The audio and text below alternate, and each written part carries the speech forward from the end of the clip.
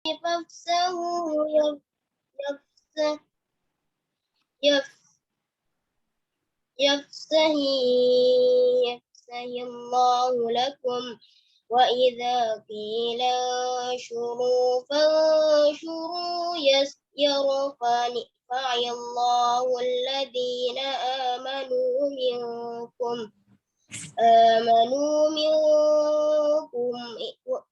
والذين أوتوا العلم درجات والله بما تعملون خبير صدق الله العظيم.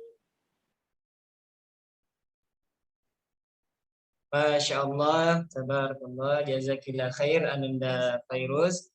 Ya, Allahumma bil Quran. Ya, semoga kita ada senantiasa mendapatkan keberkahan ya dari bacaan Ananda Fairuz. Ya, kemudian itu telah tadi pembukaan dengan bacaan ayat suci Al-Quran, dan kemudian sedikit saya ingin memaparkan biodata Ustadz yang insya Allah yang akan mengisi kajian bulanan Al-Qalam, yaitu beliau bernama Ustadz Ustadz Fahmi Faisal Bahraish LCMA. Ya, beliau merupakan seorang dosen dan penerjemah ya, yang beralamat di Jalan Kelapa Peon nomor 5 RT 002 Kebagusan Pasar Minggu. Ya, tempat tanggal lahir Jakarta 16 bulan 10 1986. Jadi pendidikan terakhir beliau adalah S1 Syariah di PIA, ya, Magister Syariah Islam di UIN. Status beliau sudah menikah dan alhamdulillah sudah mempunyai seorang anak. Jadi aktivitas beliau sekarang alhamdulillah senantiasa mengajarkan ilmunya dengan aktivitas dosen dan penerjemah sekaligus dosen di Al-Qudwah Depok di Jawa Barat. Itulah biodata singkat dari beliau. Insya Allah sebentar lagi kita akan mendengarkan tausiah hikmah yang akan disampaikan beliau. Semoga kita senantiasa fokus menyimak apa hikmah yang insya Allah akan disampaikan. Kepada beliau, tafadhol azkura. Baik, bismillahirrahmanirrahim. Assalamualaikum warahmatullahi wabarakatuh. Waalaikumsalam warahmatullahi wabarakatuh. Innal hamdalillah nahmaduhu wa nasta'inuhu wa nastaghfiruh wa na'udzu billahi min shururi anfusina wa min sayyiati a'malina. Man yahdihillahu fala mudilla lahu wa man yudlil fala hadiya lahu. أشهد أن لا إله إلا الله وحده لا شريك له وأشهد أن محمدا عبده ورسوله وصفيه وخليله خير الأنبياء والمرسلين وعلى آله وصحبه ومن تبع هداه إلى يوم الدين أما بعد. رب اشرح لي صدري ويسر لي أمري واحلل عقدة من لساني يفقه قولي رب زدنا علما نافعا وارزقنا فهما واسعا. اللهم أخرجنا من ظلمات الوهم وأكرمنا بنور الفهم وافتح لنا بمعرفة العلم وسهل أخلاقنا بالحلم واجعلنا ممن يستمعون القول فيتبعون أحسنه. اللهم علمنا ما ينفعنا وانفعنا بما علمتنا وزدنا علما يا رب العالمين. Alhamdulillah, puji dan rasa syukur tidak lupa selalu kita ucapkan, selalu kita sampaikan terhadap Zat yang Maha Kuasa, Zat yang Maha Perkasa, satu-satunya Zat yang selalu memberikan kita nikmat. Dan di siang hari ini, kalau di Jakarta, ini waktunya hampir jam 1 ini. Kita berbeda 1 jam ya kurang lebih dengan waktu Indonesia Tengah. Masya Allah. Alhamdulillah, artinya kita harus senantiasa bersyukur kepada Allah Subhanahu wa taala atas nikmat iman, nikmat Islam, dan tentu saja nikmat sehat wal afiah, yang mana nikmat-nikmat yang Allah Subhanahu wa taala berikan ini hendaknya senantiasa kita bisa pergunakan sebaik-baiknya dalam rangka amal soleh dan taat kepada Allah Subhanahu wa taala. Sayang sekali kalau usia yang Allah Subhanahu wa taala berikan kepada kita lalu kita isi dengan maksiat, dengan pembangkangan dan penentangan, perbuatan dosa kepada Allah Subhanahu wa taala. Bukannya akan membawa keberuntungan, justru akan membawa malapetaka kepada kita semua. Mudah-mudahan kita menjadi hamba-hambanya yang bersyukur kepada Allah Subhanahu wa taala. Dan salah satu syukur yang kita rasakan di siang hari ini, kita bisa menjalin silaturahim ya, walaupun jarak yang cukup jauh ya, dari Makassar kemudian sampai ke Jakarta, tetapi Allah Subhanahu wa taala berikan kepada kita satu sarana penunjang untuk kita bisa menjalin silaturahim, dan ini menjadi bukti bahwa dalam menuntut ilmu, terlebih lagi di masa sekarang ini, tidak ada halangan ya. Tidak ada kata kita berhenti, apalagi sampai mengatakan pensiun untuk menuntut ilmu, tidak. Tetapi kita akan terus menuntut ilmu ya, walaupun dalam kondisi pandemi, walaupun sekarang sudah banyak zona hijau ya, dan mudah-mudahan akan terus menurun dan akan hilang lenyap. Insyaallah kita menyertakan doa-doa kita selalu kepada Allah Subhanahu wa taala. Ya ikhwatal iman, tidak lupa salawat serta salam juga kita sampaikan dan kita haturkan kepada junjungan kita Nabi besar Muhammad sallallahu alaihi wasallam sebagai suri teladan bagi kita semuanya, sebagai panutan ya, contoh yang menjadi teladan kita, dan mudah-mudahan kita semuanya yang hadir di sini ini termasuk menjadi umatnya yang setia dalam mengikuti sunnah dan meniti jalan dakwah yang telah beliau ajarkan. Ikhwah dan akhwat, saudara-saudari sekalian, Bapak Ibu yang dirahmati oleh Allah Subhanahu wa taala, dalam kajian Al-Qalam ya, ini insyaallah ini direncanakan dilakukan setiap bulan, dan kajiannya adalah kajian tauhid ya, kajian tauhid. Berbicara tentang tauhid, ini adalah satu hal yang sangat fundamental ya dalam kehidupan seorang muslim. Dia menjadi pembahasan yang sangat mendasar, yang sangat penting dalam kehidupan seorang muslim. Seorang muslim seberapa banyak amalan yang dia lakukan, seberapa pun banyaknya ibadah yang dia lakukan, tatkala tauhidnya bermasalah, keimanannya bermasalah kepada Allah Subhanahu wa taala, maka dia akan menjadi rusak ya. Bahkan dia menjadi tidak berarti apa-apa. Amalan yang dia lakukan, ketaatan yang dia lakukan, tatkala keimanannya bermasalah, maka dia juga akan bermasalah. Ya, amalnya menjadi sia-sia, menjadi tidak bermanfaat, bahkan hal itu bukannya akan menjadikan kebaikan, mendatangkan pahala kepada kita semua. Justru sebaliknya, ketika imannya bermasalah, justru amal soleh tersebut akan mendatangkan bencana kepada kita. Makanya permasalahan tauhid dan iman kepada Allah Subhanahu wa taala ini menjadi sangat fundamental dalam kehidupan seorang muslim. Dan itulah yang menjadi tema pertama dari dakwah Rasulullah sallallahu alaihi wasallam. Pertama kali ketika Rasulullah sallallahu alaihi wasallam diutus sebagai seorang rasul, maka beliau yang menjadi titik tekan dalam dakwah yang dilakukan oleh Rasulullah sallallahu alaihi wasallam adalah permasalahan tauhid. Bagaimana menanamkan keimanan kepada Allah Subhanahu wa taala. Sebab bagaimana mungkin seseorang akan melaksanakan ibadah, taat dan patuh kepada Allah Subhanahu wa taala sedangkan mereka tidak meyakini dengan benar, dengan sungguh-sungguh tentang keesaan Allah Subhanahu wa taala. Siapa Allah Subhanahu wa taala? Ya. Dia tidak kenal dengan Allah Subhanahu wa taala.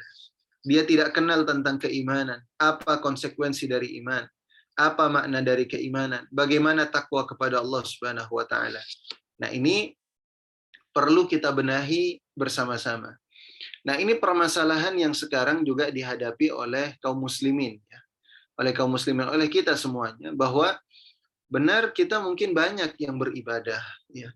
Kita kalau ditanya KTP kita Islam, kalau ditanya identitas kita adalah seorang muslim, ditanya keyakinan kita bahwa kita itu beriman kepada Allah Subhanahu wa taala, tetapi apakah keimanan kita itu benar-benar sesuai dengan apa yang diharapkan, diminta oleh Allah dan Rasul sallallahu alaihi wasallam? Itu menjadi jawaban mungkin yang berbeda bagi kita semuanya. Oleh sebab itu, satu saat ya, Al-Imam Hasan Al-Basri pernah ditanya oleh muridnya. Ya, Al-Imam Hasan Al-Basri ini adalah disebutkan sebagai Sayyidut Tabi'in. Salah satu pemimpinnya para tabi'in, ulamanya para tabi'in, ya, menjadi rujukan kita semuanya sampai saat ini. Ditanya oleh salah seorang muridnya, "Ya Imam atau ya Syekh, hal amanta billah?" Apakah engkau beriman kepada Allah Subhanahu wa taala? Coba bayangkan, muridnya itu bertanya kepada syekhnya, gurunya, "Kamu beriman enggak sama Allah Subhanahu wa taala? Hal anta mu'min? Apakah engkau beriman?" Lalu apa jawaban Al-Imam Hasan Al-Basri? Luar biasa. Ini seharusnya membuat kita itu kemudian juga tergugah, ya. Kita itu menjadi sadar, menjadi melek gitu kalau bahasa di sini, ya. Nggak tahu kalau di bahasa Makassar melek juga sama, ya. Mudah-mudahan bisa difahami dengan bahasa saya, mungkin ini yang ada bahasa Jakarta. Ya, insyaallah Ustaz. Insyaallah, ya. Jadi Imam Hasan Al-Basri ditanya tentang keimanan gitu. Apakah engkau beriman? Apakah engkau seorang mukmin, wahai Al-Imam Hasan Al-Basri? Sekelas Imam Hasan Al-Basri ditanya semacam itu gitu. Tapi yang membuat kita semakin kaget itu adalah bagaimana jawaban beliau, itu luar biasa. Beliau kemudian menjawab, kalau iman yang engkau maksud itu adalah yang terdapat di dalam surat Al-Baqarah, amanar rasul wal mu'minun amana billahi wa malaikatihi wa kutubihi wa rusulihi wal yaumil akhir. Ya. Kalau yang dimaksud itu adalah iman kepada Allah, iman kepada Rasul, iman kepada malaikat, iman kepada hari akhir, kalau itu yang engkau maksud, maka aku adalah orang yang beriman. Aku beriman. Aku beriman kepada Allah, aku beriman kepada Rasul, aku beriman kepada malaikat, aku beriman kepada hari akhir. Dan kita semuanya mungkin juga akan mengatakan hal yang sama gitu, bahwa kita beriman kepada Allah, beriman kepada Rasul, beriman kepada malaikat, beriman kepada hari akhir dan sebagainya. Tapi kata Al-Imam Hasan Al-Basri, kalau keimanan yang engkau maksud, kalau engkau menanyakan bahwa aku ini seorang mukmin atau tidak, dan yang dimaksud itu yang terdapat di dalam surat Al-Anfal ayat yang kedua, innamal mu'minuna alladzina idza dzukirallah wajilat qulubuhum wa idza tuliyat alaihim ayatuhu zadatuhum imana wa ala rabbihim yatawakkalun. Sesungguhnya yang dikatakan orang yang beriman, seorang yang mukmin, hanyalah mereka yang kalau disebutkan nama Allah, mereka hatinya akan bergetar. Wa idza tuliyat alaihim ayatuhu zadatuhum imana. Dan kalau dibacakan kepada mereka ayat-ayat Al-Qur'an, maka bertambahlah keimanan mereka. Wa ala rabbihim yatawakkalun. Dan mereka senantiasa bertawakal hanya kepada Allah Subhanahu wa taala. Kalau itu yang dimaksud dengan keimanan, saya belum beriman. Luar biasa, ini sekelas Al-Imam Hasan Al-Basri itu berkata demikian gitu. Kita kalau mengukur dengan diri kita sendiri itu bagaimana gitu. Al-Imam Hasan Al-Basri luar biasa. Nah, ini namanya tauhid. Namanya tauhid. Jadi tauhid itu bukan hanya sekedar pada tataran teori. Bukan hanya pada tataran wacana. Kalau kita tanya tentang tauhid, apa tahu tentang tauhid mengesahkan Allah Subhanahu wa taala, kita yakin bahwa Allah itu esa. Kita yakin bahwa Allah Subhanahu wa taala itu tidak ada sekutu baginya. bahwa Allah Subhanahu wa taala itu Al-Ahad, Al-Fardus Samad, alladzi lam yalid wa lam yulad wa lam yakul lahu kufuwan ahad. Kalau itu yang kita ketahui secara teori, maka banyak orang yang beriman gitu. Banyak orang yang beriman, bahkan orang-orang yang di luar Islam pun mereka juga ada yang tahu bahwa mungkin hati kecilnya akan mengatakan hal yang sama. Tetapi yang diinginkan dari sebuah keimanan adalah bukan hanya sekedar teori, tetapi bagaimana dia teraplikasikan dalam kehidupan sehari-hari dan ada dalam perasaan kita. Nah, oleh karena itu Al-Imam Hasan Al-Basri dalam satu perkataannya yang lain, beliau berkata apa? Dan ini sudah masyhur ya, mungkin sebagian besar kita tahu tentang ini. Yang dikatakan al-iman itu adalah at-tasdiq bil qalb, ya. Bahwa dia al-yaqinu fil qalbi, dia keyakinan yang ada di dalam hati. Wat tasdiqu bil jawarih, kemudian dibenarkan dalam amalan sehari-hari. Wat tasdiqu bil lisan, kemudian juga dibenarkan dengan lisan kita, bahwa lisan kita meyakini akan hal itu. Tapi tidak sampai pada itu, diterapkan dalam kehidupan kita sehari-hari. Nah, kita ingin tauhid yang kita yakini, yang kita pelajari itu bukan hanya sebatas pada teori. Kalau teori itu sudah sering kita bahas, kita kaji bahwa yang namanya tauhid itu ada 3, tauhid rububiyah, tauhid uluhiyah, tauhid asma wa sifat, atau mungkin ada yang lainnya tauhid itu kalau ada yang mengatakan apa sifat-sifat Allah Subhanahu wa taala, ada sifat qadim, sifat al-wujud, qidam, baqa, mukhalafa lil hawadith. Semuanya itu mungkin banyak di antara kita, bahkan anak-anak kecil itu yang hafal 20 sifat dari Allah Subhanahu wa taala. Tapi apa kita nggak mau naik kelas gitu ya? Dari SD kita masih hafalnya sekedar sampai pada tahap hafalan saja gitu. Nggak pernah naik gitu. Jangankan naik ke SMP gitu. Naik kelas saja itu kita belum sempat naik kelas gitu. Karena kita sekedar hafal wujud, qidam, baqa, mukhalafa lil hawadith, qiyamuhu bi nafsihi dan sebagainya. Atau kita hafal tauhid rububiyah, tauhid uluhiyah, tauhid asma wa sifat, dan ada yang menambahkan tauhid hukmiyah ya. Dan yang lainnya gitu. Kita tahu bahwa al-iman itu ada 6 rukun iman: iman kepada Allah, iman kepada malaikat, iman kepada rasul, iman kepada kitab, iman kepada hari akhir, iman kepada qadarnya Allah Subhanahu wa taala. Tapi itu pada sebatas pada teori saja, pada wacana dan pembahasan, tetapi dalam kehidupan nyata sehari-hari, nah ini kita yang masih banyak lubang dan celah yang perlu untuk kita benahi lagi, ikhwatal iman. Nah, Bapak Ibu sekalian, saudara-saudara sekalian yang dirahmati oleh Allah Subhanahu wa taala. Nah, oleh karena itu, insyaallah saya berinisiatif ini untuk dalam kajian tauhid ini karena ini begitu penting ya. Sampai Rasulullah Shallallahu alaihi wasallam itu begitu konsen betul terhadap permasalahan tauhid ini. Kita akan mengkaji satu buku yang insya Allah saya akan menjadi rujukan saya itu. Sepertinya memang ini jarang, tetapi sederhana, tapi kita jarang kita dapatkan, dan sampai saat ini kemungkinan besar ini baru ada bahasa Arabnya saja. Nah, itu kitabnya itu bernama Risalatul Mustarsyidin ya, sebuah risalah. Artinya kalau risalah itu pesan singkat ya, pesan singkat bagi orang-orang yang mencari petunjuk. Bagi orang-orang yang mencari petunjuk. Itu kalau diterjemahkan ke bahasa Indonesianya. Pesan bagi orang yang sedang mencari petunjuk. Al-Mustarsyidin.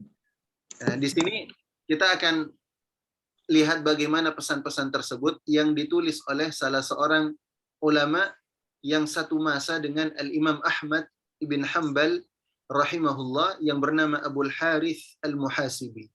Ya, penulisnya itu bernama Abul Harith Al-Muhasibi, dan ini mungkin juga kita jarang mendengar karena memang beliau itu tidak banyak tulisannya, tetapi beliau itu dikenal dengan kewaraannya. Nah, wara ini kalau kita bahas tentang wara ini memang panjang ya, tapi wara itu adalah secara singkat tingkatan takwa yang paling tinggi. Kalau takwa itu tingkatan iman yang tertinggi, nah dalam takwa itu ada beberapa tingkatan, dan yang tingkatan yang paling tinggi itu adalah al-wara. Dia sangat berhati-hati, jangankan hal yang haram, hal yang syubhat saja, itu dia hindari. Dia akan berhati-hati, mengantisipasi jangan sampai jatuh pada permasalahan yang bersifat syubhat, yang belum jelas antara halal dan haramnya. Nah ini tauhid, ini penting bagi kita. Jadi kita insya Allah akan membahas tauhid ini pelan-pelan, secara tidak perlu terburu-buru, dan kita fahami satu persatu bagaimana pesan-pesan dari Abul Harith Al-Muhasibi dalam kitab Risalatul Mustarsyidin ini. Saya akan bacakan terlebih dahulu beberapa kalimat, kemudian nanti kita akan bahas bersama-sama apa yang menjadi pesan dari beliau. Jadi sebagaimana biasanya dalam kitab itu, selalu muqaddimahnya itu dimulai dengan basmalah. Bismillahirrahmanirrahim. Kenapa dimulai dengan basmalah? Pertama meneladani Allah Subhanahu wa taala, karena Allah Subhanahu wa taala membuka kitabnya itu dengan basmalah. Bismillahirrahmanirrahim. Ya. Makanya ini harus menjadi kebiasaan kita ketika kita menulis, ketika kita melakukan sebuah aktivitas, ya, tentunya hal-hal yang positif, yang baik, dimulai dengan apa? Dengan basmalah. Ini permulaan tauhid dari sini. Ya. Dari basmalah saja kita bisa belajar tauhid dari sini. Bismillahirrahmanirrahim, dengan menyebut nama Allah. Ya, kalau kita mengatakan bismillah dengan menyebut nama Allah Subhanahu wa taala, saya menulis. Artinya apa yang akan saya tulis tidak akan menjadi sempurna, tidak akan menjadi tuntas, tidak akan selesai kecuali adanya pertolongan dari Allah Subhanahu wa taala. Itu bismillah. Kalau kita mau makan, bismillahirrahmanirrahim. Bahwa kita tidak bisa mengunyah setiap makanan yang kita masukkan ke dalam mulut kita, itu kecuali dengan pertolongan dari Allah Subhanahu wa taala. Itu bismillah.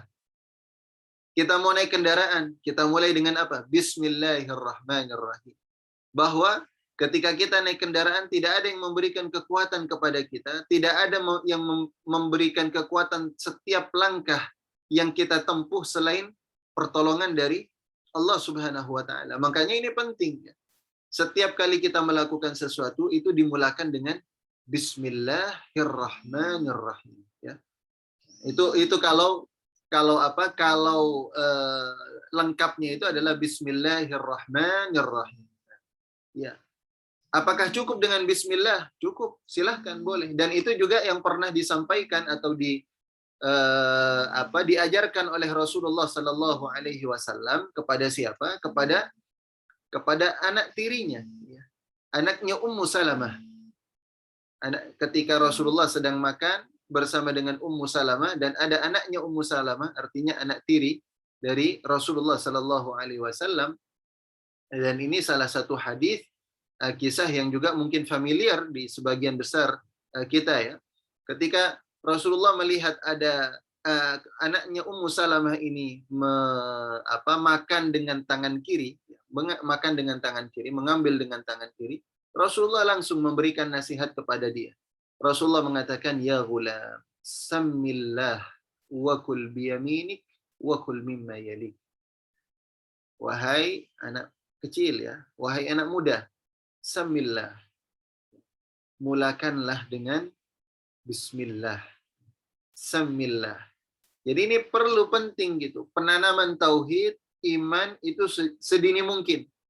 Sejak kecil itu harus diberikan penanaman tauhid, penanaman keimanan kepada anak-anak kita. Jangan sampai kemudian kita menelantarkannya, teledor dalam hal ini. Kita kebanyakan para orang tua, dan kebetulan ini mungkin banyak dari para orang tua ya di sini ini, bahwa kita itu seharusnya anak kita itu sejak kecil sudah ditanamkan yang namanya pemahaman tauhid, tapi yang sederhana, hal-hal yang semacam ini. Wasamillah, makan itu dimulai dengan basmalah terlebih dahulu. Dimulakan dengan itu. Sebab tidak ada yang mengontrol makanan masuk ke dalam tubuh kita ini selain dari aturan yang telah Allah Subhanahu wa taala buat. Sampai kemudian bagaimana proses di dalam itu adalah Allah Subhanahu wa taala. Nah, ini perlu. Jangan hanya kemudian kita memperhatikan masalah bagaimana gizinya saja, bagaimana kesehatannya, ya itu penting. Tetapi ada yang lebih penting, bagaimana kemudian kita memperhatikan keimanan mereka kepada Allah Subhanahu wa taala. Bismillahirrahmanirrahim. Semua ulama, kalau kita perhatikan setiap mereka itu memulai tulisan mereka itu selalu dengan apa? Bismillahirrahmanirrahim. Bismillah. Nah ini kita harusnya menjadikan hal itu menjadi kebiasaan kita. Masuk ke dalam rumah, Bismillahirrahmanirrahim. Keluar dari rumah kita juga, Bismillahirrahmanirrahim. Atau dengan lafaz yang lainnya. Ya, dengan redaksi yang berbeda juga tidak ada masalah, sebagaimana yang diajarkan oleh Rasulullah Sallallahu Alaihi Wasallam. Barang siapa yang keluar dari rumahnya, kemudian dia mengatakan Bismillah, tawakkaltu 'ala Allah, wala haula wala quwwata illa billah. Coba bayangkan. Ini tauhid ini ya. Bismillah, dengan menyebut nama Allah. Tawakkaltu 'ala Allah, aku bersandar hanya kepada Allah. Wala haula wala quwwata illa billah, dan tidak ada kekuatan, tidak ada daya selain dari Allah Subhanahu wa taala. Kita melangkah keluar. Dan apa kata Rasul sallallahu alaihi wasallam dalam salah satu riwayat, malaikat itu akan berkata kepada dia, kufit wa wufit. Engkau akan diberikan kecukupan dan engkau akan mendapatkan perlindungan. Dalam riwayat yang lainnya, Rasul sallallahu alaihi wasallam mengatakan bahwa malaikat itu akan berkata kepada dia, kata malaikat mengatakan kepada orang ini bahwa engkau adalah orang yang baik dan setiap langkahmu akan dicatat sebagai kebaikan. Wa tabawwa'ta minal jannati manzila, dan engkau akan dipersiapkan oleh Allah Subhanahu wa taala bagimu tempat di surga. Ini keluar rumah, Bismillah, tawakkaltu 'ala Allah, mau keluar, mau jalan, mau pergi. Jadi ini tauhid kepada Allah Subhanahu wa taala yang perlu untuk kita biasakan dalam kehidupan kita sehari-hari. Iman kepada Allah Subhanahu wa taala. Nah, ini pertama, jadi meneladani Allah Subhanahu wa taala, mencontoh Al-Qur'anul Karim yang selalu membuka Al-Qur'anul Karim itu dengan Bismillahirrahmanirrahim. Kemudian juga dengan Bismillahirrahmanirrahim, para ulama itu selalu mengawali tulisan mereka itu dengan basmalah. Itu untuk apa? Litabarruk, untuk mendapatkan barakah. Tabarruk bil Quran, tabarruk bil Fatihah, tabarruk bil basmalah, mendapatkan barakah dengan basmalah. Bismillahirrahmanirrahim. Karena memang tafsir Ibnu Katsir, tafsir Ibn Ashur, dan ahli tafsir itu mengatakan bahwa di dalam itu terdapat keberkahan yang Allah Subhanahu wa taala sediakan bagi mereka yang membacanya. Maka cukup salah satunya itu dengan cara basmalah, Bismillahirrahmanirrahim. Dan yang ketiga, karena Rasulullah Sallallahu Alaihi Wasallam bersabda dalam salah satu hadisnya, ya, di mana beliau bersabda apa? Mengatakan,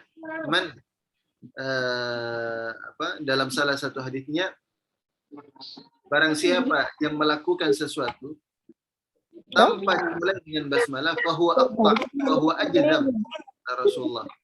Kullu amrin bibalin la yubda'u fihi bil basmalah fahuwa aqta.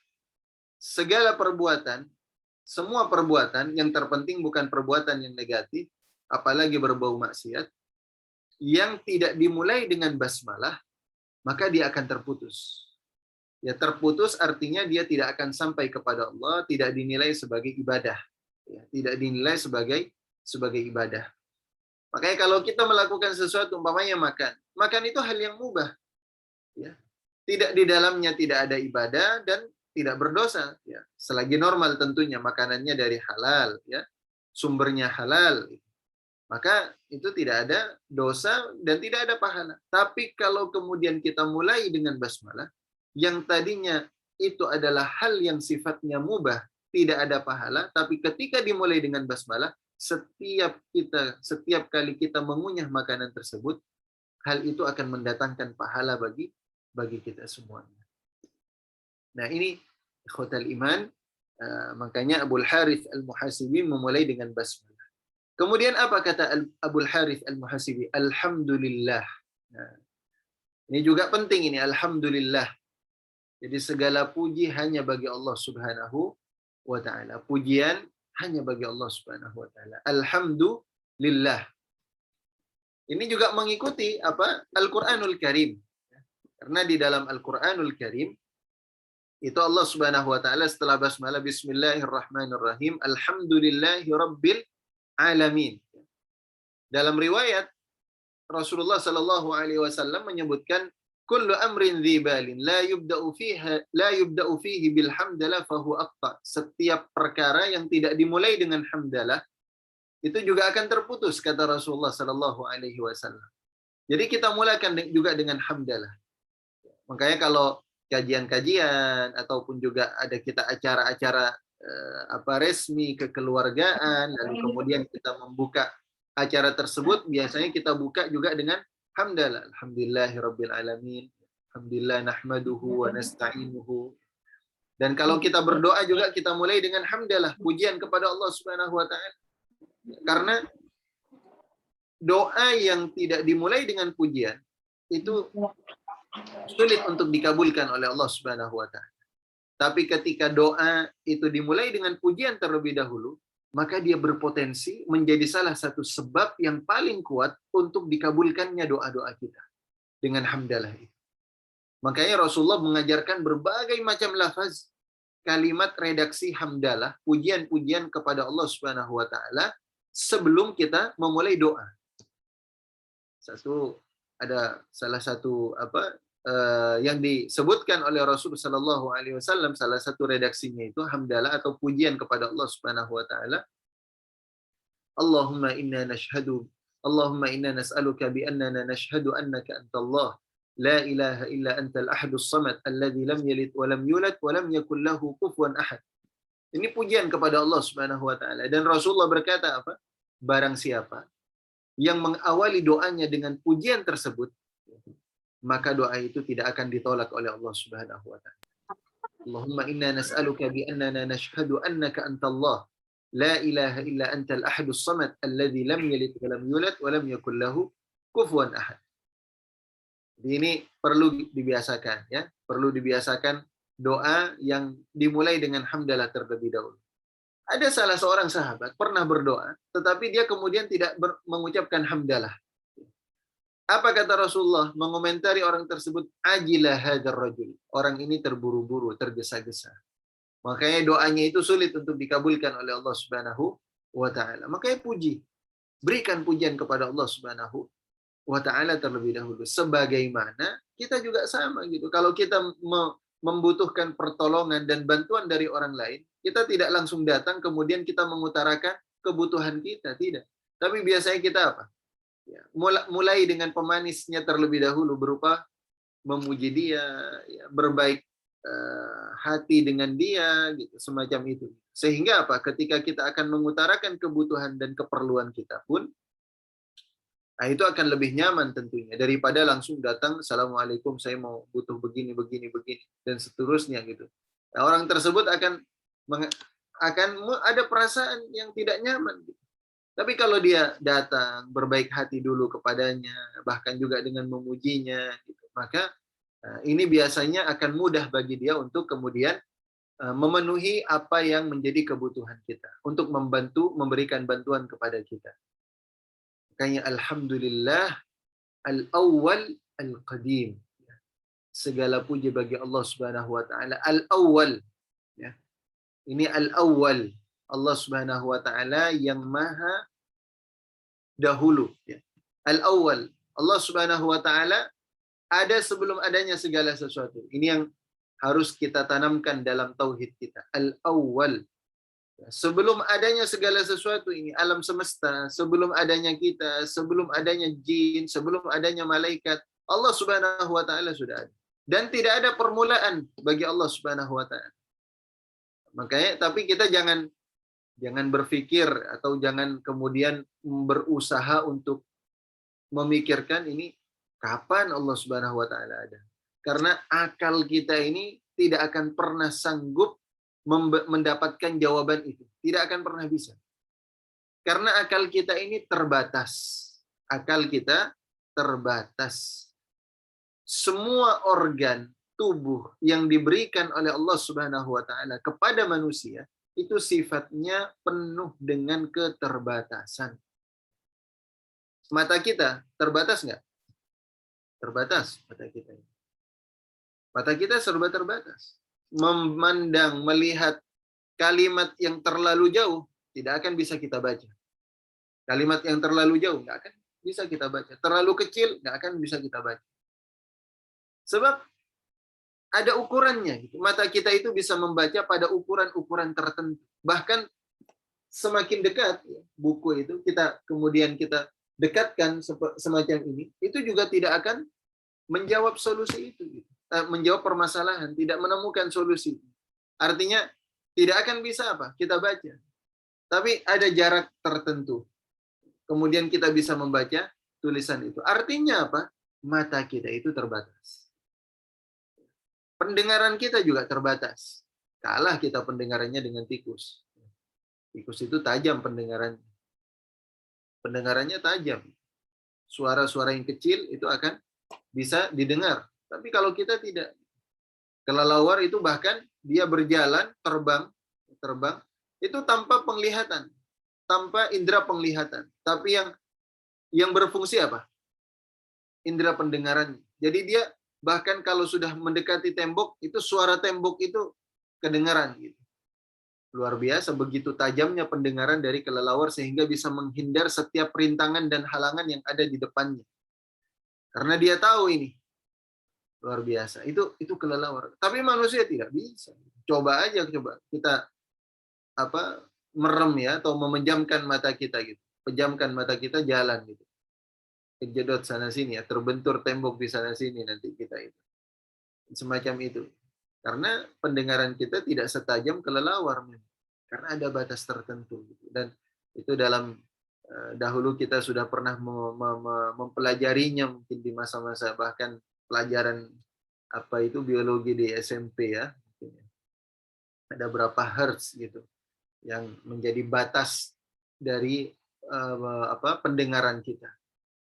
Nah, sebagaimana mata, ya, telinga ini ada batasnya, indera penciuman kita juga ada batasnya. Gitu.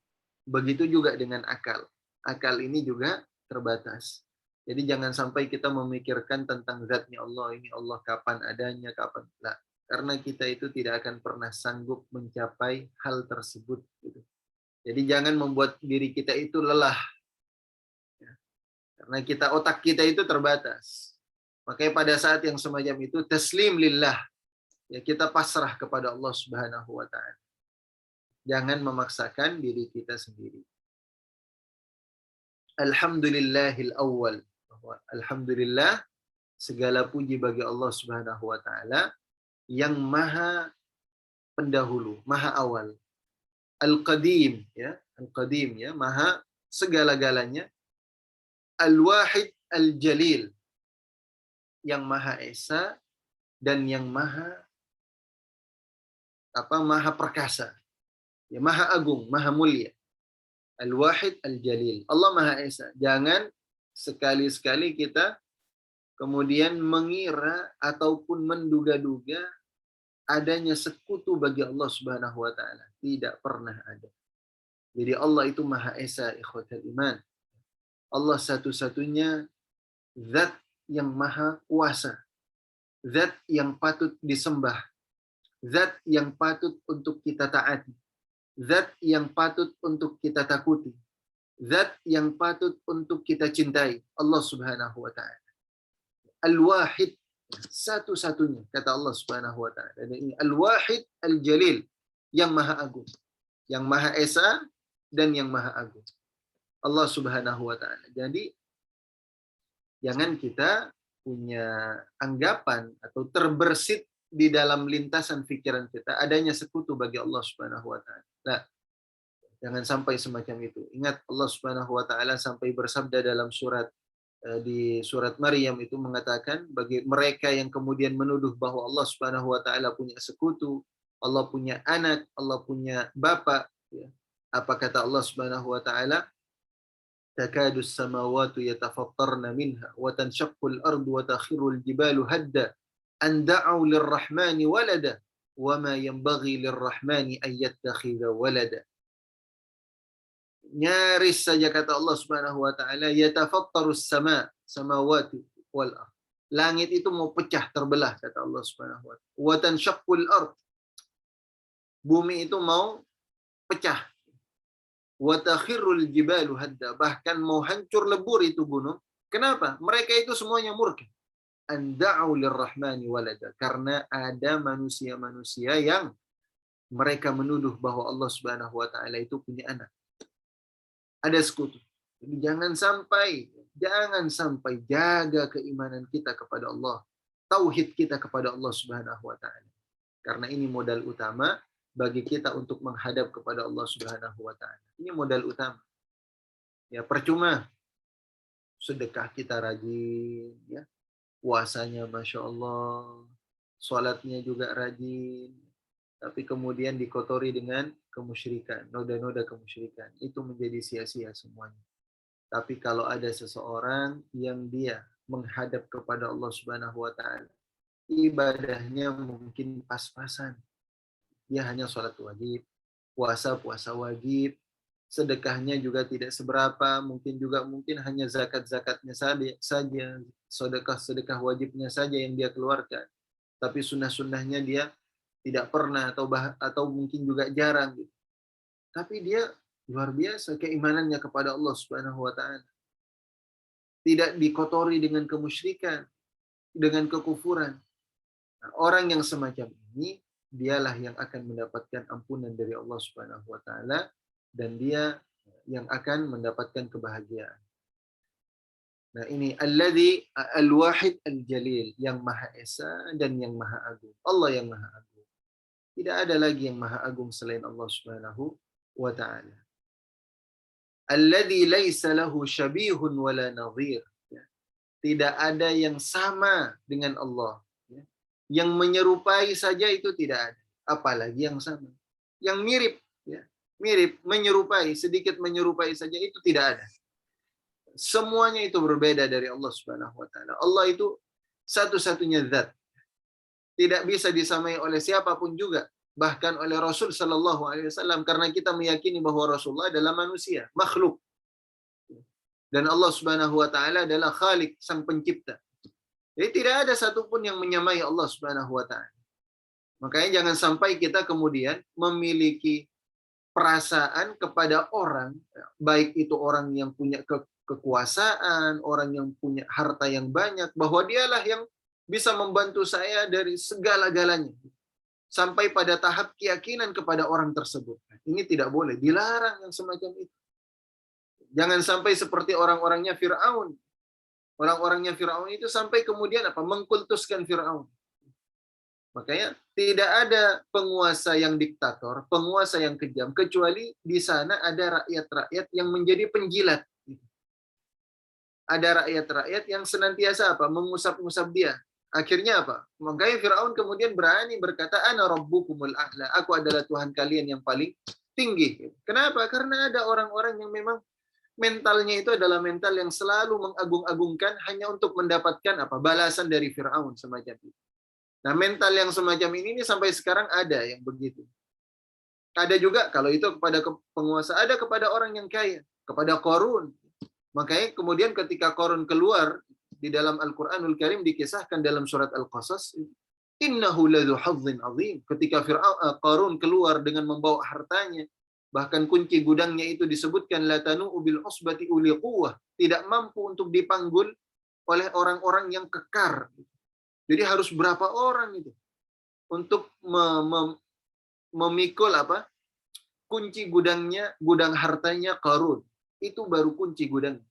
Apa yang dikatakan oleh Bani Israel ketika melihat Qarun dengan semacam itu? Waduh, innahu ladzu hazzin azim.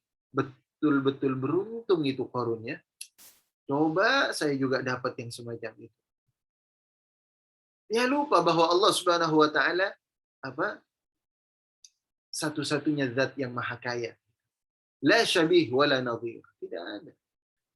Tapi ketika Qarun sudah hangus, artinya tenggelam dengan hartanya, baru sudah mereka sadar, wah nyaris saja, untung saja saya nggak seperti Qarun.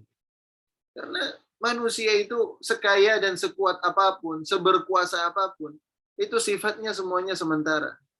Karena tidak ada yang mampu menyamai kekuasaan dan kekayaan yang dimiliki oleh Allah Subhanahu wa taala. Ini apa? Tauhid. Tauhid kepada Allah Subhanahu wa taala. Jadi kita perlu tanamkan tauhid ini di dalam diri kita, ikhwatal iman. Penanaman iman yang begitu mantap itu harus kita tanamkan di dalam diri kita. Makanya orang-orang terdahulu itu tidak tergiur dengan godaan-godaan kekayaan. Kalau seumpamanya dengan kekayaan itu akan menggadaikan keimanan, mereka pantang untuk mendapatkan itu. Karena iman itu jauh lebih berharga, bernilai-nilai nilainya itu daripada harta. Jauh lebih berharga. Iman kepada Allah Subhanahu wa taala. Makanya ada orang karena ini keimanannya lemah, tauhidnya lemah, bahkan ini orang ini berilmu. Ini orang yang berilmu, tapi ya itu lagi. Jangan sampai iman dan tauhid kita itu pada tataran teori saja. Ini seorang ulamanya Bani Israel. Disebutkan di dalam surat Al-A'raf. Watlu naba'a alladhi atainahu ayatina fansalakha minha fa'atba'ahu syaitan fakana minal ghawin, kata Allah Subhanahu wa taala. Bacakan, jelaskan wahai Muhammad Rasul sallallahu alaihi wasallam kepada umatmu informasi kabar tentang naba alladzi atainahu ayatina, orang yang dari kalangan Bani Israel yang kami berikan kepada mereka, kepadanya itu ilmu tentang kitab. Dia faham tentang kitab, tahu, mengerti. Makanya jangan terpukau dengan orang yang sekedar berilmu tetapi ternyata ilmunya tidak diamalkan dalam kehidupannya. Ini orang yang berilmu. Kasih informasi wahai Rasul ya, kepada umatmu tentang orang yang telah kami berikan kepadanya itu ilmu tentang kitab. Fansalakha minha. Tapi kemudian apa? Karena dia kadung cinta pada dunia, dia menganggap bahwa dunia itu segala-galanya sehingga lupa kepada Allah Subhanahu wa taala. Keimanannya itu luntur, fansalakha minha. Yang dia ikuti apa?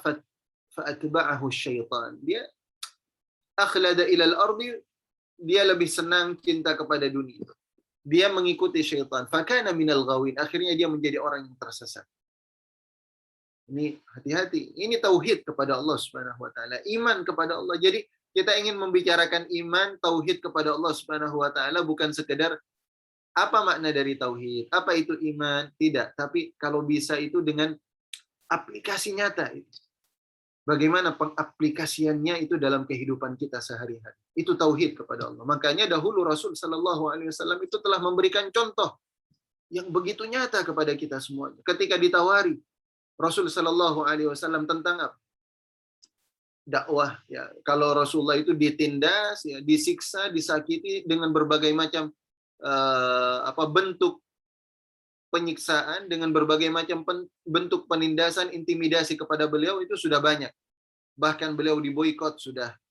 Ternyata nggak mempan juga. Rasulullah itu tetap tidak bergeming. Kokoh untuk terus berdakwah dan beriman di atas jalan Allah Subhanahu wa taala. Sampai satu saat, udahlah kita ini dengan cara kekerasan sepertinya tidak bisa ini. Kalau begitu coba kita cara halus. Kita lobby ini, Muhammad ini. Katanya orang-orang Quraisy. Akhirnya diutus siapa? Walid ibn al-Mughirah. Kepada siapa? Kepada Rasul Sallallahu Alaihi Wasallam. Apa katanya Walid ibn al-Mughirah? Diutus. Dia datang kepada Rasul Sallallahu Alaihi Wasallam dan memberikan tawaran-tawaran yang sangat menggiurkan. Wahai Muhammad, in kana ma ji'ta bihi, jika engkau datang, risalah yang kau bawa ini, engkau melakukan dakwah, itu dikarenakan engkau ingin mendapatkan harta. Malaktu kamalan. Aku akan berikan kita ini, akan berikan kepadamu orang harta yang banyak. Hatta takunu min aghnan nas. Sampai engkau akan menjadi orang yang paling kaya dari kalangan kita. Wa in kana ma ji'ta bihi turidu minhu su'dadan. Kalau dakwah risalah yang engkau bawa ini, engkau ingin mendapatkan kekuasaan, aku akan jadikan kau penguasa di kalangan Arab. Yang penting tinggalkan sudah. Jangan bawa risalah ini lagi.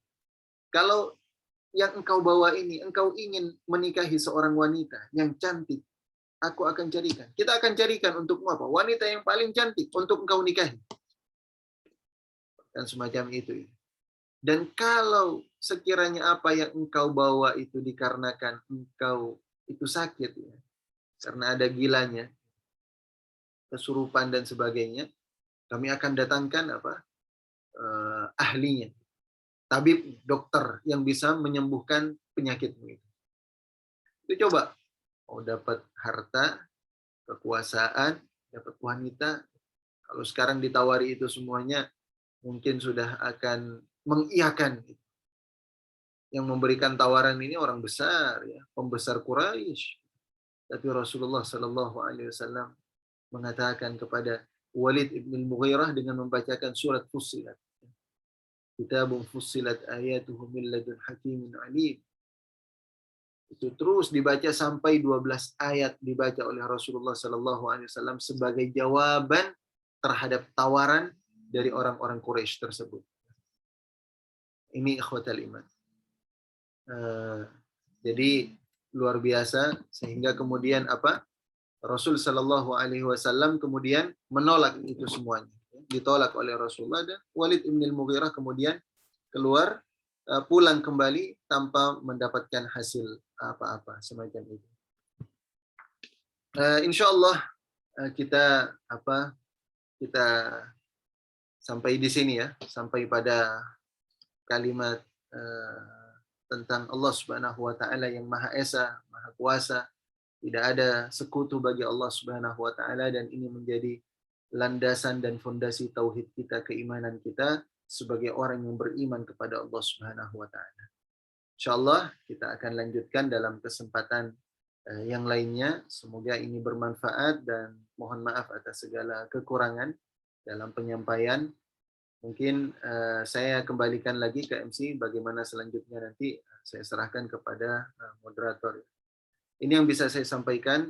Wabillahi taufiq wal hidayah. Wassalamualaikum warahmatullahi wabarakatuh.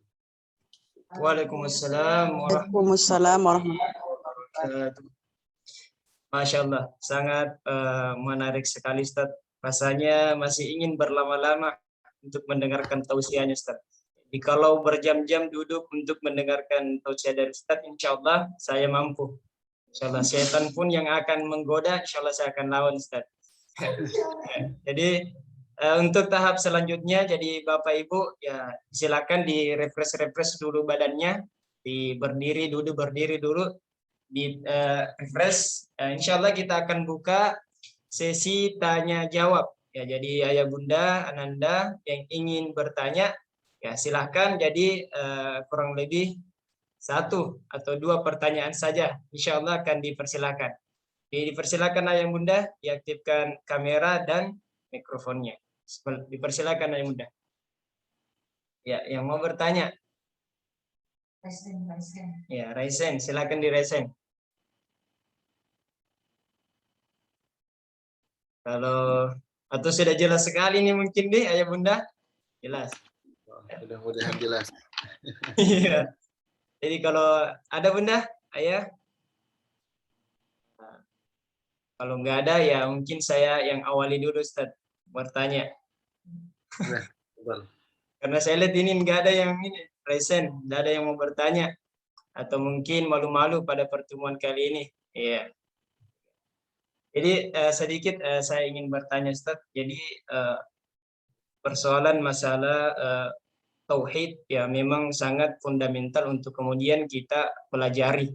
Ya, bukan hanya ketika kita tunggu sambil dewasa ataupun bahkan orang tua baru kita pelajari, tapi dari awal mulai dari sebelum balik ya kita sudah sepatutnya untuk bisa kemudian mempelajari apa sih ya indikasi daripada ilmu tauhid itu Ustaz.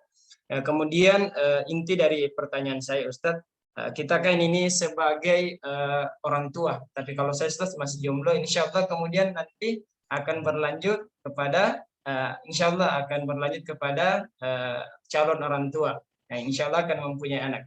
Ya, bagaimana jika kita menanggapi Ustaz anak-anak jikalau dia bertanya, ya dia kadangkala yang tidak pernah kita pikirkan, ya anak-anak yang bertanya yang masih balik, contohnya ketika dia bertanya, ayah atau bunda, Allah itu ada di mana sih? Allah itu bagaimana sih? Ya, mungkin seperti itu Ustaz. Pertanyaan-pertanyaannya yang mungkin orang tua juga bingung jawabnya itu seperti bagaimana, atau saya jawabnya seperti apa, atau mungkin orang tuanya bisa jawab endah, tanya aja Ustaznya gitu. Mungkin jawaban dari Ustaz simple untuk anak Anda yang bisa memahaminya dengan baik seperti apa Ustaz? Ya, mungkin itu Ustaz. Ya, ya, mudah-mudahan cepat menjadi orang tua ya moderatornya. Amin Ustaz. Jadi Amin. pertanyaan yang memang seringkali anak-anak itu kan bertanya hal-hal yang sebelumnya tidak terlintas dalam pikiran kita sehingga membuat kita juga tersudut dengan pertanyaan dari anak itu. Kita tidak bisa kemudian mau menjawab tetapi tidak berani memberikan jawaban, tetapi juga kalau tidak menjawab ini akan menjadi masalah juga bagi anaknya nanti gitu. Nah, ini pertama dari sini pentingnya kita belajar. Makanya bagi orang tua itu dia tidak kemudian bukan berhenti belajar tapi terus belajar dan belajar.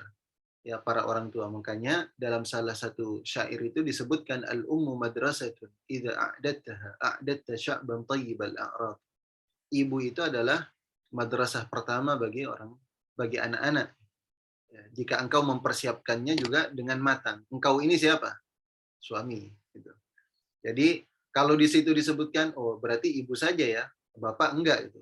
Kalau ibu itu sekolahnya, bapak itu kepala sekolahnya gitu. Jangan salah gitu. Jadi makanya penyair itu mengatakan idza a'dadtaha, jika engkau mempersiapkannya, artinya mempersiapkan ibunya itu. Jadi istrinya dipersiapkan untuk apa? Untuk nantinya bisa memberikan pemahaman-pemahaman kepada anaknya. Makanya ini penting bagi orang tua itu untuk belajar dan terus belajar, menggali ilmu, tentunya dasar-dasar ilmu. Nah, itu yang pertama. Yang kedua, ketika kita mendapatkan pertanyaan yang semacam itu yang sulit untuk kita jawab, sebenarnya tidak ada aib bagi kita itu untuk mengatakan tidak tahu. Yang terpenting kita memberikan solusi gitu. Bahwa saya tidak tahu, tetapi nanti nak Abi atau Umi ini belum tahu jawaban itu. Insya Allah nanti Abi tanya ke Ustadz ya. Atau coba tanya kita bareng-bareng ke Ustadz. Sama-sama belajar yuk kita. Sama-sama belajar. Ternyata Umi nggak tahu juga ini. Atau Abi juga nggak tahu ini. Bareng-bareng nanti kita tanya. Nah, cara-cara yang semacam itu juga mengajarkan kepada anak agar kita juga bertanya kepada orang yang memang layak untuk kita tanya. Fas'alu ahla dzikri in kuntum la ta'lamun. Tanya kepada yang memang ahlinya jika engkau tidak tahu gitu. Jadi jangan kemudian menjadi merasa bahwa itu aib bagi kita gitu. Tidak. Kalau memang kita sudah tidak bisa sama sekali, tidak tahu sama sekali dengan jawabannya, maka kita bareng-bareng justru belajar bareng gitu. Ayo kita tanya bareng-bareng gitu. Ya, kalau contoh pertanyaan seperti yang tadi gitu, makanya dia tanya di mana Allah Subhanahu wa taala ya. Ya, kita berikan jawaban-jawaban ini kalau yang saya pahami ya dari salah satu kitab yang ditulis oleh Abdul Fattah Abu Ghuddah Ar-Rasulul Muallim, satu kitab yang bagus juga, Ar-Rasulul Muallim, Rasul seorang pendidik, dan ada kitab yang lainnya lagi disebutkan Ayyuhal Walad gitu. Wahai anakku, ayyuhal walad. Itu disebutkan bahwa ketika ada pertanyaan yang semacam itulah ya, walaupun tidak spesifik sama seperti yang tadi itu, bahwa kita langsung memberikan jawaban yang mudah difahami oleh mereka. Pamannya kalau ditanya seperti yang tadi, di mana Allah Subhanahu wa taala? Allah Subhanahu wa taala itu fis sama, sebagaimana yang dikatakan oleh Rasulullah, ada di langit. Tetapi Allah Subhanahu wa taala memantau keberadaan kita dimanapun kita berada. Kalau kita ada bahkan kalau kita di kegelapan malam, Allah pun juga mengawasi kita. Allah Subhanahu wa taala akan senantiasa melihat kita. Jadi tidak ada satupun yang lepas dari pandangan Allah Subhanahu wa taala. Yang penting itu bukanlah kita mengetahui di mana Allah berada, tetapi pengawasan Allah Subhanahu wa taala ada di mana-mana. Jadi hal-hal yang semacam itu kita pelajari dan terus kita gali agar kita juga bisa memberikan pemahaman yang tepat dan benar kepada anak kita. Ya, mungkin itu ya secara singkatnya semacam itu. Wallahu a'lam bishawab. Ya, syukuran Ustaz atas ini jawaban yang sangat inspirasi yang tentunya membuat kita insya Allah semakin bertambah keimanannya kepada Allah Subhanahu wa Ta'ala. Ya, untuk tahap selanjutnya dari tausiah atau kajian bulanan Al-Qalam, insya Allah kita lanjut kepada doa bersama yang insya Allah akan dipimpin oleh Ustazuna kita, Ustaz Fahmi Barais. Kepada Ustaz dipersilahkan dengan hormat. Baik, bismillahirrahmanirrahim. Alhamdulillahi rabbil alamin. Hamdan yuafi ni'amahu wa yukafi'u mazidah. Ya Rabbana lakal hamdu kama yanbaghi li jalali wajhikal karim wa 'azimi sultanik.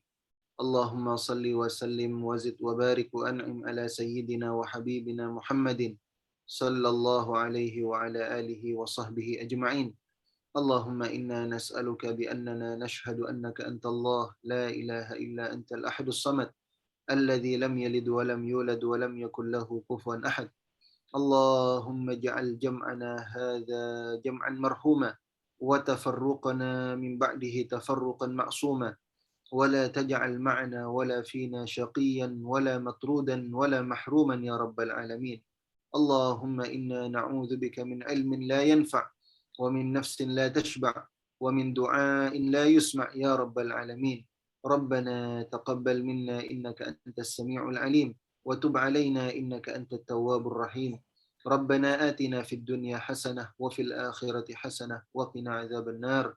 وصلى الله على سيدنا محمد وعلى آله وصحبه وسلم بفضل سبحان ربك رب العزة عما يصفون وسلام على المرسلين والحمد لله رب العالمين.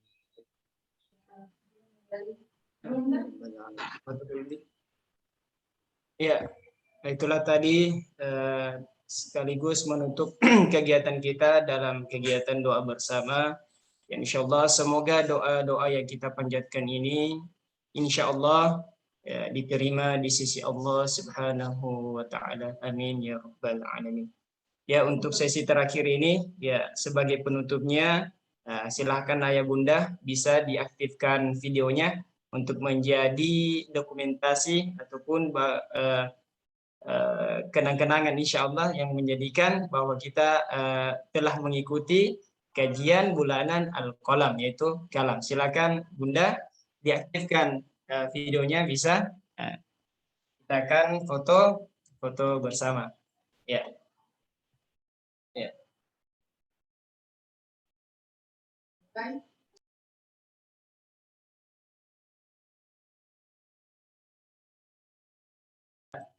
Dengan hitungan ketiga di foto ya. Ya. 3, 2, ya 1. Allahu Akbar. Ya, lagi ya bunda. 3, 2, 1. Iya, oke. 3, 2, 1. Ya, Masya Allah. Allahu Akbar. Ya, insya Allah. Semoga dari kajian atau tausiah pada hari ini menambah keimanan kita kepada Allah Subhanahu wa Ta'ala. Sehingga dari keimanan itu ya kita bisa tentunya realisasikan dalam kehidupan kita sehari-hari. Ya, kembali lagi saya ucapkan kepada Ustazuna jazakallah khair ya atas segala kesempatan yang telah diberikan, ya waktu yang telah diluangkan untuk membersamai kita semua dalam kegiatan kajian bulanan Al-Qalam. Ya, sekali lagi diucapkan terima kasih banyak Ustaz. Ya. Semoga di bulan depannya kegiatan ini akan bisa berlanjut dengan baik Ustaz. Insya Allah info-info selanjutnya kami akan konfirmasikan. Syukuran Ustaz. Selanjutnya untuk Bapak, Ibu, Ayah, Bunda, dan Ananda sekalian, ada informasi yang sangat menarik nih. Ya, ada informasi yang sangat menarik. Insya Allah.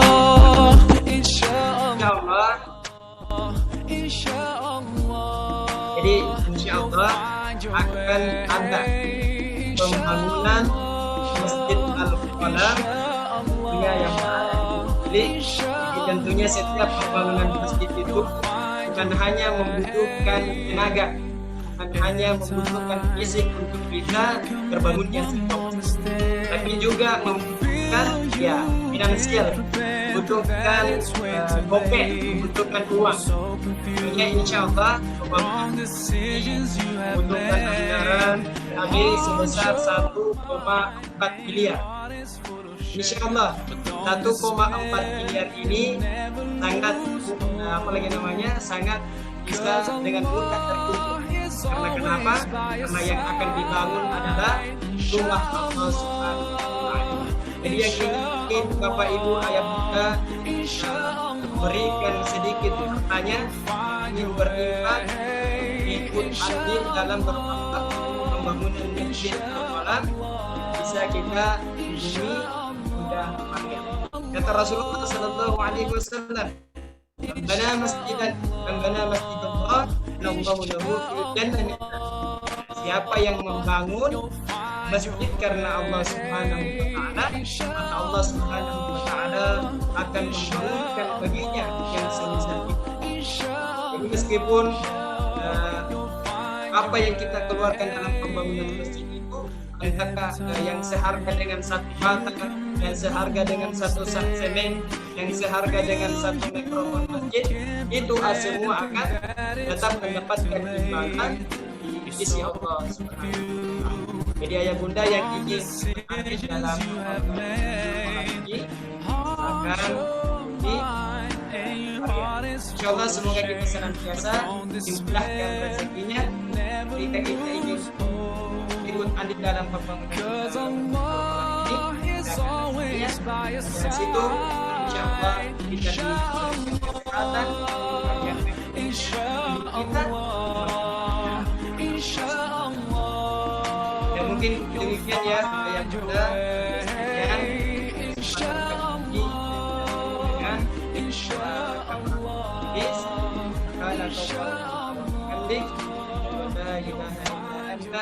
astaghfiruka wa atubu ilaik. Ya, dengan saya MC memohon maaf bila ada salah kata yang sempat saya sampaikan, ya karena saya adalah manusia yang tidak luput dari kesalahan. Ya, mohon maaf sebesar-besarnya ya bunda. Ataupun kalau ada kebenaran yang tentunya saya sampaikan, aku min rabbika fala takunanna minal mumtarin. Kebenaran itu datangnya dari Allah Subhanahu wa Ta'ala. Demikian, lebih kurangnya mohon dimaafkan. Assalamualaikum warahmatullahi wabarakatuh.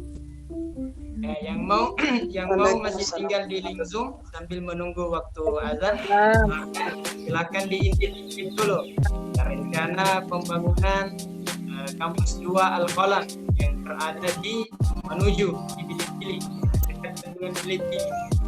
Insyaallah bangun kampus 2 Al-Falah dengan struktur bangunan yang kita lihat sekarang ini ya bisa dilihat. Jadi ada kolamnya di belakang kampusnya, ya ada kolam, ada juga nanti tempat untuk main basket, lengkap semua. Lengkap.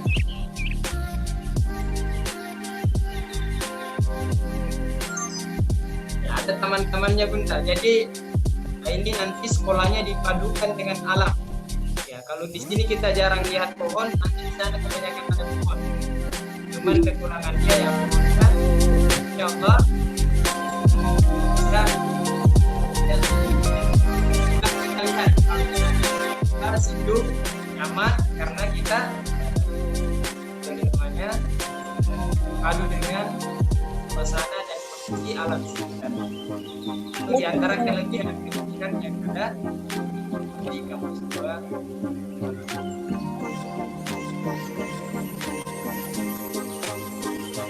Seperti ini bentuk insya Allah bangunan masjid kolam.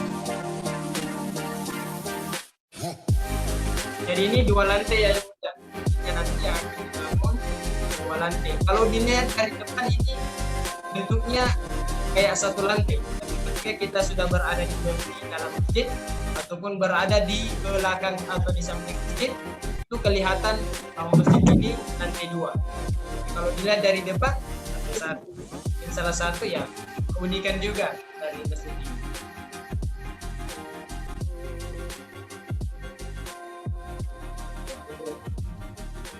Ya, tidak mengapa jikalau yang ingin les tempat ada keperluan, ya, tidak apa-apa.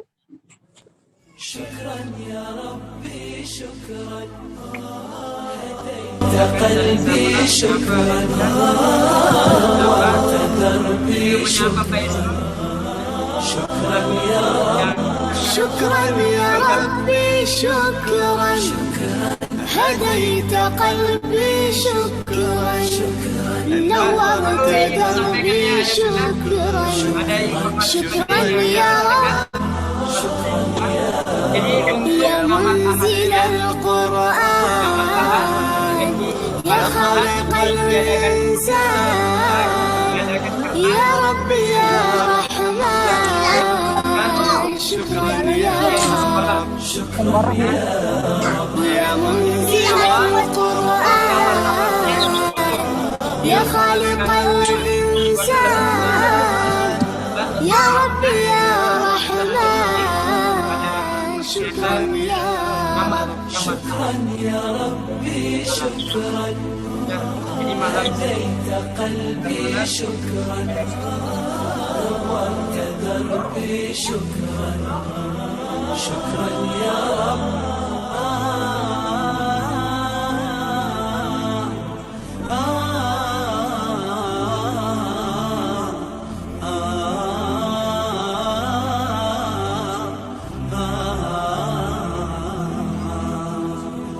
شكرا يا ربي شكرا هديت قلبي شكرا نورت دربي شكرا شكرا يا رب أنا بصلاتي أسلم شكرا وبالسعادة أنعم أفخر بأني مسلم شكرا يا رب شكرا يا رب يا خالق الأكوان يا رب يا رحمن أكرمني بالغفران شكرا يا رب شكرا يا رب يا خالق الأكوان يا رب يا Lihat رحمن masih ada أكرمني بالغفران yang masih tergabung, masih ada penyampaian yang cepat terputus. Jadi untuk ayah bunda dan anak-anak sekalian, insyaallah pola al-falah insyaallah kedepannya akan beberapa pekan ke depan akan mengadakan super camp. Insyaallah kegiatan ini menarik, menambah wawasan, menambah keimanan, menambah ilmu pengetahuan serta pengalaman. Dan tentunya ya sebelum pelaksanaan camp ada hal-hal yang perlu dipersiapkan, tentunya siapkan fisiknya, jaga kesehatan dengan baik, rajin minum air putih, rajin jangan terlalu banyak begadang, jangan terlalu banyak HP-nya ya Nanda, banyak murojaahnya, banyak tilawannya, siapkan fisiknya dengan baik, insyaallah. دوما يا رب دايم مدى الزمان أكرمني بالإيمان واغفر لي يا منان دوما يا رب دايم مدى الزمان أكرمني بالإيمان واغفر لي يا منان دوما يا رب شكرا يا ربي شكرا هديت قلبي شكرا نورت دربي شكرا